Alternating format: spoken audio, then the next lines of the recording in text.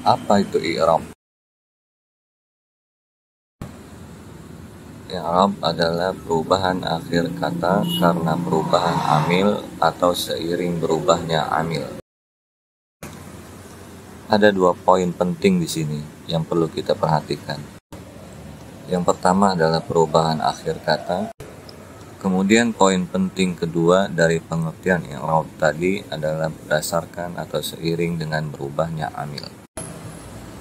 Yang pertama adalah perubahan akhir kata. Mengapa perubahan tersebut harus di akhir kata? Mengapa tidak di awal atau di pertengahan kata? Setidaknya ada 2 alasan, yakni alasan lafziyah dan alasan ma'nawiyah.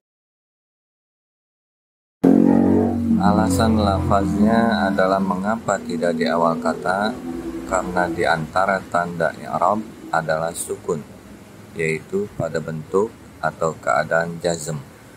Ada juga wawu sukun, ya sukun, alif, serta harakat muqaddarah. Sedangkan kata dalam bahasa Arab tidak boleh diawali oleh sukun. Tidak ada satu kata pun dalam bahasa Arab yang didahului oleh sukun.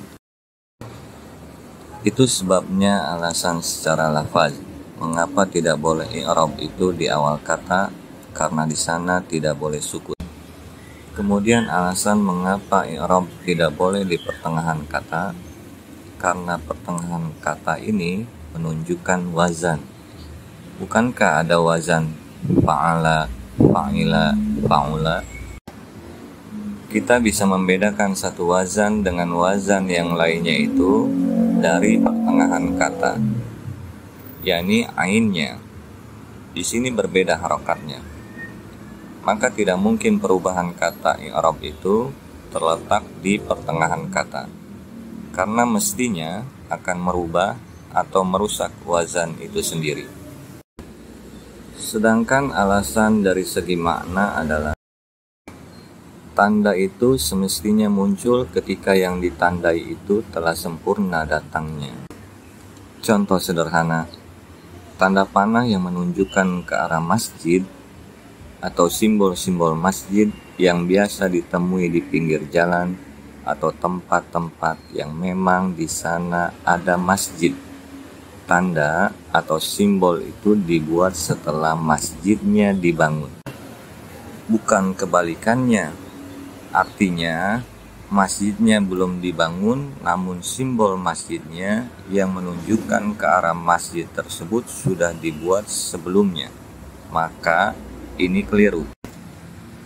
Begitu juga dengan i'rab. Isim atau fi'il yang mu'rab itu lebih dahulu diucapkan dengan sempurna, kemudian baru diberi tanda bahwa dia ini marfu atau mansub atau majrur atau majzum dan seterusnya. Kemudian poin penting kedua dari pengertian i'rab tadi adalah berdasarkan atau seiring dengan berubahnya amil. Mengapa disebutkan hal ini? Hal ini penting untuk membedakan bahwa di sana ada juga perubahan akhir kata yang bukan dikarenakan amil, bukan dikarenakan adanya amil. Dan hal yang seperti ini, yang semisal ini, tidaklah termasuk ke dalam i'rab. Misalnya karena iltiqa'us sakinain, bertemunya 2 sukun. Contoh dalam Al-Quran, lam yakunil ladzina kafaru. Quran surah Al-Bayyinah ayat 1. Kita perhatikan di sini yakuni. Pada asalnya nun di sana semestinya sukun, lam yakun.